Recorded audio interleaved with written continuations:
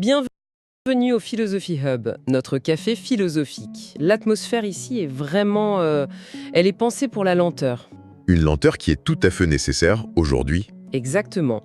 Les lumières sont tamisées, on a cette odeur de café chaud qui flotte dans l'air, et toutes ces étagères remplies d'ouvrages autour de nous. C'est un cadre idéal pour prendre du recul. Oui, ça invite vraiment à une réflexion posée, loin du tumulte extérieur.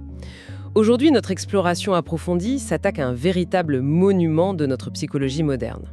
Un monument qu'il est temps de regarder sous un autre angle. C'est ça. Nous allons tenter de déconstruire le mythe contemporain de la fragilité humaine face au traumatisme. Et pour ce faire, nous allons croiser des perspectives parfois opposées. En nous appuyant notamment sur des recherches très denses. Voilà. Particulièrement le livre de George Bonanno, The End of Trauma, ou La fin du trauma. C'est une œuvre que nous allons mettre en contraste avec des visions, disons, plus classiques. Des visions qui affirment que le corps et l'esprit n'oublient jamais, comme on peut le lire dans le célèbre ouvrage The Body Keeps the Score. C'est un vaste programme. D'ailleurs, avant de plonger dans ces eaux profondes, j'aimerais glisser que quiconque apprécie cette démarche de sagesse et ce besoin de prendre le temps de la réflexion, eh bien, est naturellement invité à soutenir la mission de notre café philosophie. Tout à fait, en aimant et en partageant cette session. C'est ainsi que ces idées voyagent et grandissent. Absolument. Alors pour commencer, il y a une prémisse qui bouscule un peu nos certitudes actuelles. L'idée que le traumatisme brise irréversiblement l'être humain, ce serait au fond une construction très récente dans notre histoire. Il faut aborder cette affirmation avec une immense prudence et surtout avec une profonde compassion. La souffrance est une réalité absolue. Personne ne le nie. Non, personne. Lorsqu'un drame frappe, la douleur qui en découle est indiscutable. Elle est palpable et elle mérite toute l'empathie dont l'humanité est capable. Personne ne remet en question la réalité de l'agonie psychologique de ceux qui souffrent. C'est important de le poser dès le départ. C'est fondamental. Cependant, ce qui mérite notre attention philosophique ici, c'est la façon dont nous encadrons, dont nous définissons et anticipons cette douleur. La perspective de Bonanno, qui s'appuie sur des décennies de données, suggère que l'esprit humain n'est pas fondamentalement fait de verre. Il ne se brise pas au premier impact. Au contraire, il est forgé par des millénaires d'évolution pour assurer notre survie. L'idée que nous sommes condamnés à être brisés de manière permanente par des événements tragiques est une grille de lecture extrêmement moderne. Et comprendre cela ne minimise en rien la souffrance. Absolument pas. Cela démontre simplement que la manière dont la société observe et catégorise la blessure mentale évolue de façon radicale avec le temps. Eh bien, c'est une perspective qui donne le vertige quand on s'y penche. Dans nos sources, on retrouve une notion historique fascinante sur la création même du traumatisme clinique. Vous parlez de l'invention du concept. C'est ma phrase fétiche du jour, oui. Bonanno avance que le syndrome de stress post-traumatique, le SSPT, n'a pas été découvert au sens que l'on découvrirait un nouveau virus sous un microscope. Non, pas du tout. Il affirme qu'il a été littéralement inventé par un comité lors de la création de la 3e édition du manuel de diagnostic psychiatrique, le DSM-3. Pour clarifier les choses, le DSM est un peu le dictionnaire de référence mondiale pour la psychiatrie. Et cette idée d'un comité qui invente un trouble est très souvent mal compris. Parce qu'on pourrait croire que ça veut dire que c'est faux. Exactement. Cela ne signifie absolument pas que les symptômes sont fictifs ou que les patients simulent. L'angoisse, les cauchemars, l'hypervigilance, tout cela est atrocement réel pour quiconque traverse là. Alors que signifie cette invention par comité ?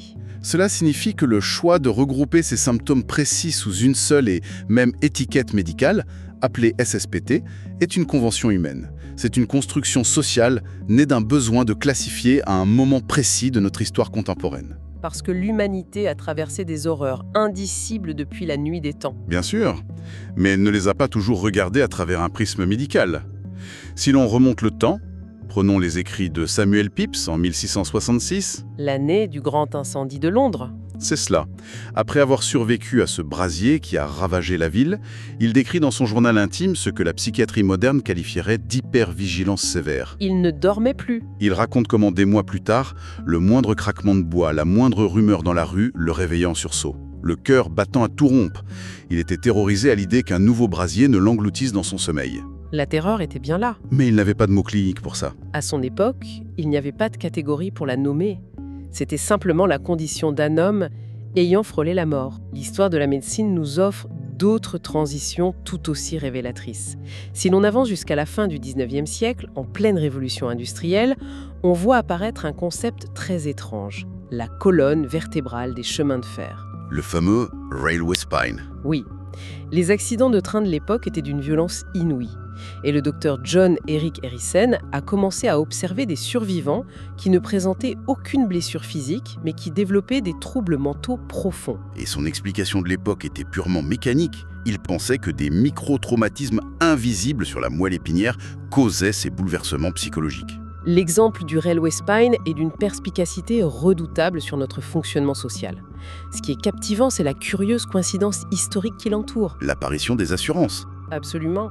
L'apparition soudaine de ces symptômes inexpliqués chez des individus physiquement indemnes coïncide presque parfaitement avec l'émergence des toutes premières assurances responsabilité civile et les compensations financières liées aux compagnies ferroviaires.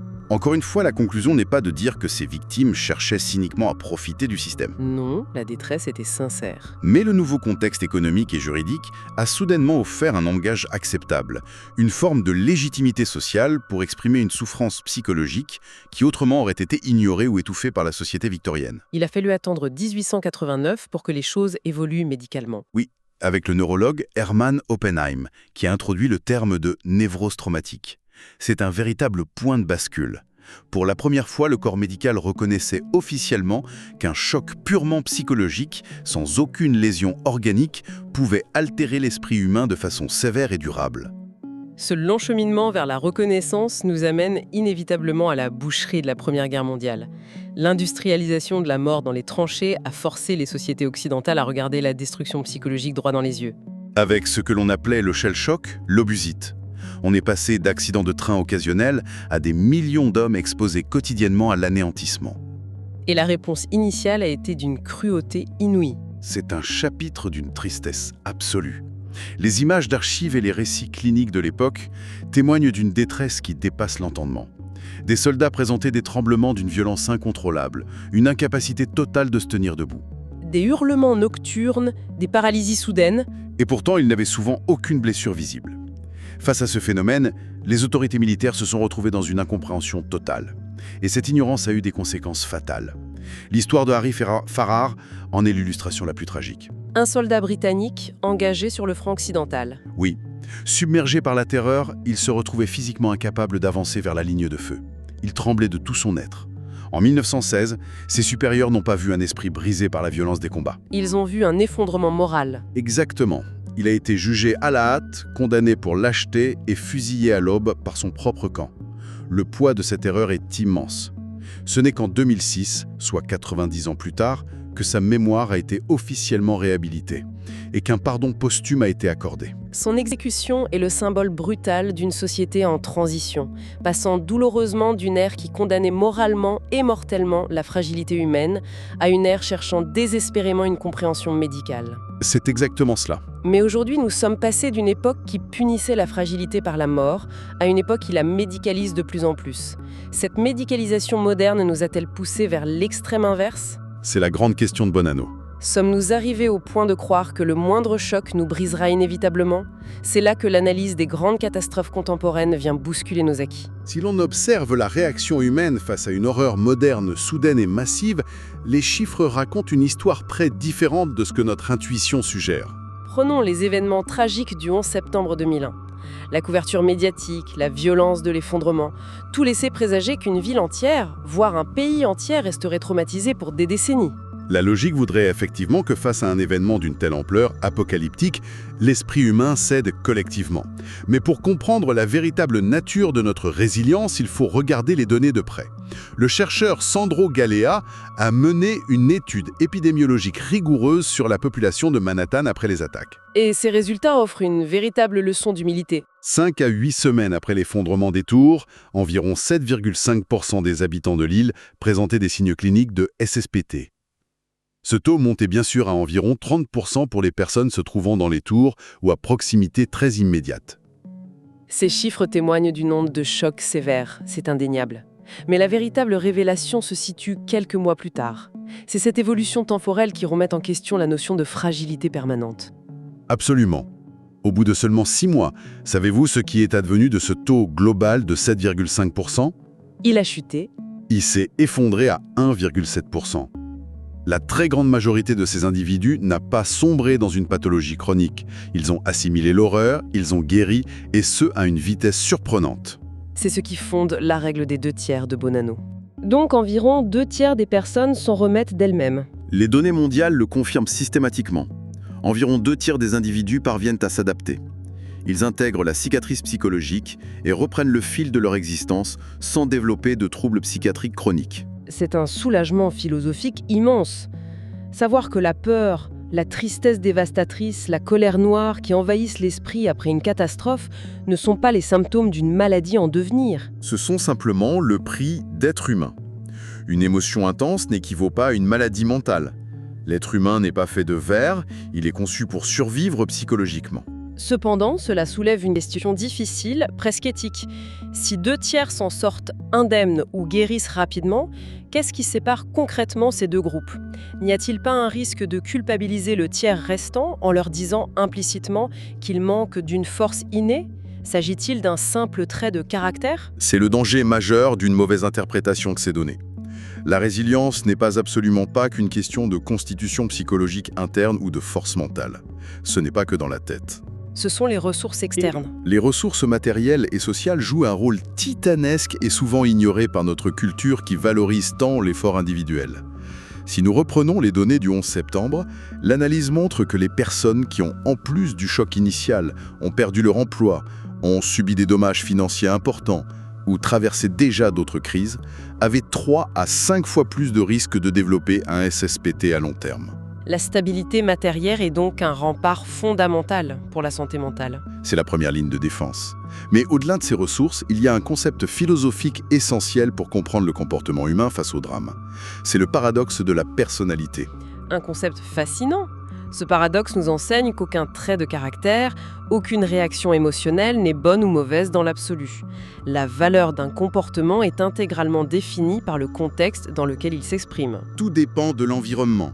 L'une de nos sources illustre ce paradoxe de manière saisissante avec ce qu'on appelle le sourire de Duchenne. Le sourire authentique. Oui, ce sourire involontaire qui vient plisser le coin des yeux, témoignant d'une émotion positive réelle.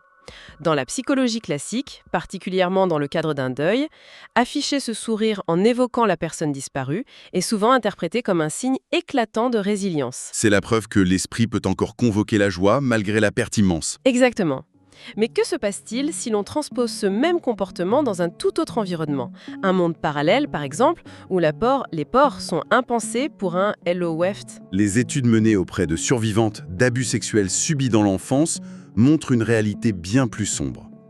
Lorsqu'une survivante affiche ce même sourire de Duchenne en racontant le traumatisme, que ce soit par réflexe de défense ou de dissociation, cela est corrélé à une bien moins bonne adaptation psychologique à long terme.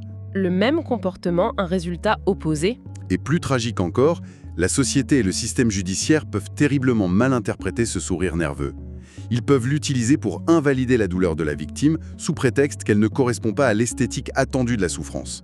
C'est effrayant de penser qu'une réaction de survie puisse se retourner contre la victime. Le même muscle qui se contracte dans un contexte différent produit un résultat diamétralement opposé. Un autre exemple de ce paradoxe est l'hypervigilance. Nous en parlions avec Samuel Pepys tout à l'heure. Oui. Dans une vie quotidienne paisible et sécurisée, être constamment sur le qui-vive, à analyser chaque bruit, est épuisant et clairement pathologique. En revanche, pour une personne qui évolue dans un environnement hostile ou qui a survécu à des violences répétées, cette hypervigilance est un super pouvoir. C'est un radar. Elle permet de détecter une micro-expression, un changement de ton et de comprendre bien avant les autres qu'une situation va dégénérer ou tourner au harcèlement. Ce n'est pas un symptôme, c'est une compétence vitale. Cette notion de compétence vitale nous amène à une idée merveilleusement brute, abordée dans les textes, le concept de « ugly coping », que l'on pourrait traduire par l'adaptation laide. Un terme très évocateur. Notre époque raffole de la guérison esthétique. On glorifie sur les réseaux sociaux une résilience élégante, faite de méditation matinale et de phrases inspirantes. Mais la réalité de la survie psychologique est souvent beaucoup plus sombre et brouillonne. Parfois s'isoler totalement du monde, nourrir une colère noire, fuir de manière un peu lâche une confrontation ou se refermer complètement sur soi-même, ce sont des stratégies socialement mal vues, mais elles sont terriblement efficaces sur le moment pour empêcher l'esprit de voler en éclats. La véritable sagesse de l'adaptation réside donc dans le pragmatisme. La survie n'a pas vocation à être belle, élégante ou même rationnelle aux yeux des autres. Elle a simplement pour mission de maintenir l'individu à flot au cœur de la tempête. Une stratégie laide qui sauve une vie vaut infiniment mieux qu'une thérapie élégante qui échoue. C'est une vérité difficile à entendre, mais tellement libératrice. Mais alors, si la personnalité n'est pas figée et que l'adaptation dépend autant du contexte, cela suggère un espoir immense. Lequel ? Nous pouvons consciemment affûter cette capacité. Comment cultive-t-on cet art de l'adaptation au quotidien ? Nos sources détaillent ce qu'elles appellent la séquence de flexibilité. With the flexibility sequence. Cela ne ressemble pas à un interrupteur qu'on allume d'un coup, mais plutôt à un processus continu. Une mécanique de l'esprit articulée autour de 3 piliers profonds. Quel est le premier pilier ? Le premier, c'est la sensibilité au contexte. C'est la capacité neurologique et psychologique à lire finement les changements subtils du monde qui nous entoure. Il faut lire le monde qui change. Pour utiliser une analogie du quotidien, imaginons des parents qui utilisent la privation de sortie dans la chambre pour punir leur enfant. Il y a 20 ans, enfermer un enfant dans sa chambre fonctionnait parfaitement pour le forcer à l'introspection face à l'ennui. Mais avec les smartphones, aujourd'hui, la donne a changé. Complètement. S'il est enfermé, il est connecté au reste de la planète. Il joue en réseau et discute avec ses amis.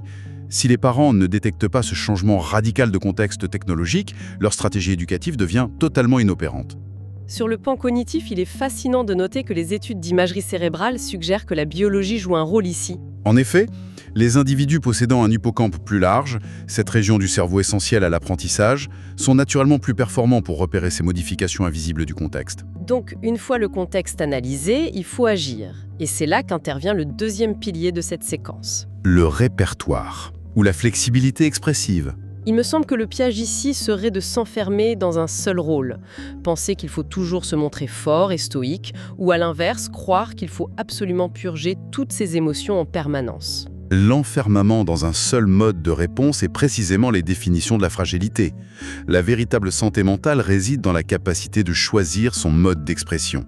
Des expériences pointues ont utilisé l'électromyographie faciale. Ce sont ces minuscules capteurs mesurant les contractions des muscles du visage. C'est cela. Elles ont révélé que les individus les plus résilients face au choc sont ceux qui maîtrisent cette flexibilité expressive. Ils savent consciemment quand il est sain de laisser éclater leur chagrin, quand il est plus prudent de masquer leur angoisse derrière un masque de politesse, et quand il est stratégiquement nécessaire de réprimer totalement une émotion pour agir face au danger. Ils disposent d'un orchestre entier d'outils comportementaux et non d'un seul instrument qui jouerait toujours la même note. C'est une très belle image. Ce qui nous amène au troisième pilier indispensable pour boucler la séquence, le suivi des retours, le feedback monitoring. Car même si l'on choisit la réaction qui nous semble la plus adaptée dans notre répertoire, on peut se tromper. Il faut tester une réaction. Pour en essayer une autre. Plutôt que de s'acharner dans l'erreur. Observer, tester, ajuster. C'est le cycle fondamental du vivant. L'esprit qui refuse de s'ajuster au retour que lui donne la réalité est celui qui finit par se briser. Il reste une dernière dimension, plus philosophique encore, à explorer pour clore notre session. Qu'en est-il de notre vision du monde, de nos croyances profondes, corps et âme ? Face à l'effondrement, est-ce que la spiritualité, le sens de la vie ou un optimisme naturel aident à traverser l'épreuve ? Pour répondre à cela, nous devons regarder les données de manière très impartiale. Une étude de 2015 s'est penchée sur ce qu'ils ont nommé le dogmatisme. Et les résultats sont fascinants. Les chercheurs ont suivi 467 personnes d'horizons totalement opposés. Leurs conclusions bousculent nos intuitions. L'étude montre que le dogmatisme existentiel offre un léger bénéfice pour préserver la santé mentale face au traumatisme.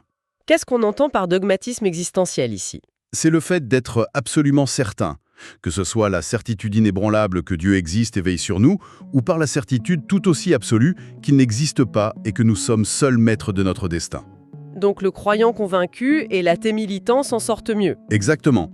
Ce qui fragilise la santé mentale, paradoxalement, c'est le doute constant, l'errance métaphysique. Avoir une certitude, quelle qu'elle soit, construit un toit sous lequel l'esprit peut s'abriter quand la tempête fait rage. Une certitude offre un cadre, c'est indéniable.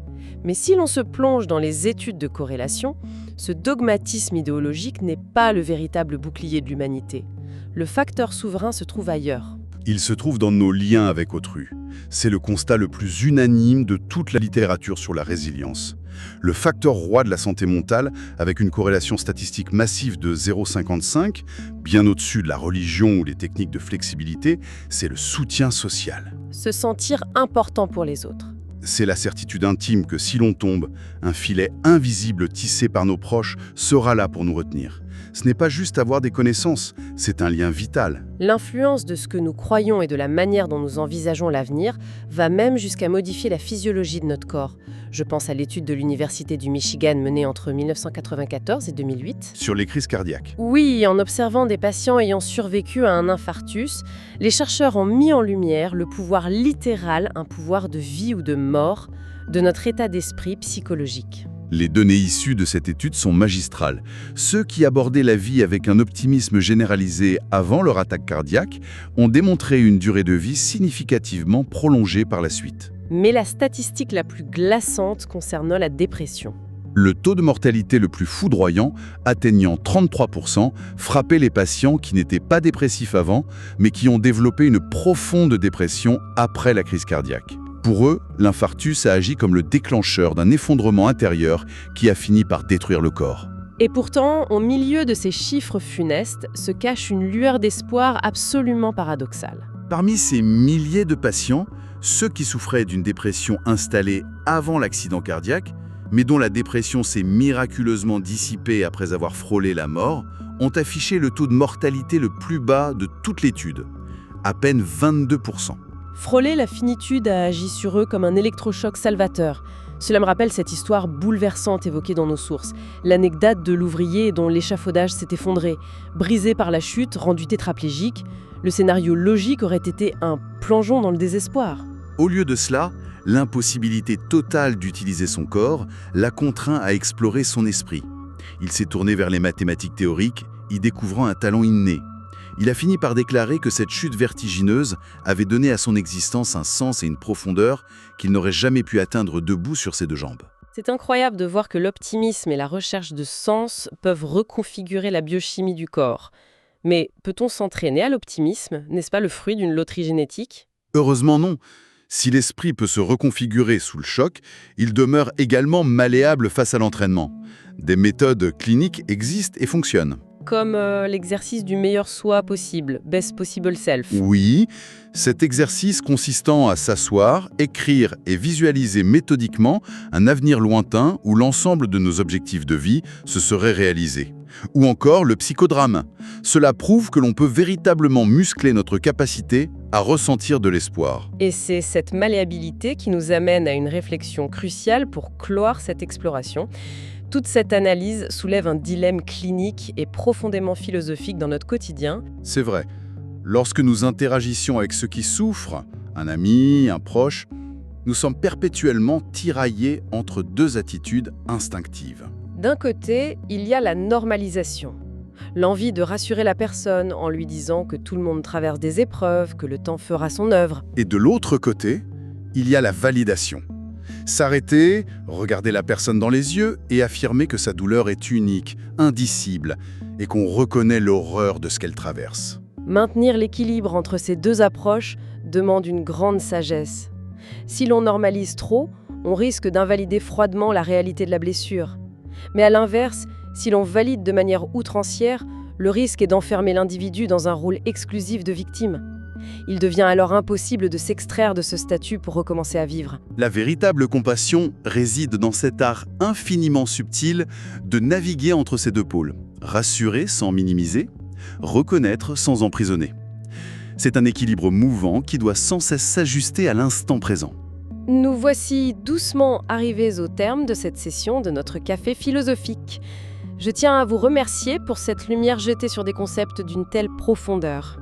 C'était un échange d'une grande richesse intellectuelle. Pour clore cette réflexion et prolonger ce moment, laissons à l'esprit curieux une dernière pensée. Une idée fascinante à emporter et à méditer dans le silence de ce café. Si nos catégories psychologiques actuelles, telles que le SSPT, ont été en grande partie façonnées par des changements économiques et culturels, comme l'émergence des assurances au XIXe siècle, alors posons-nous la question. Quels comportements humains que nous considérons aujourd'hui comme tout à fait normaux ou banals seront classifiés comme de profonds troubles psychologiques par les comités médicaux dans 50 ou 100 ans? Sur cette question laissée en suspens, laissons la réflexion se poursuivre et laissons place à la contemplation. À bientôt!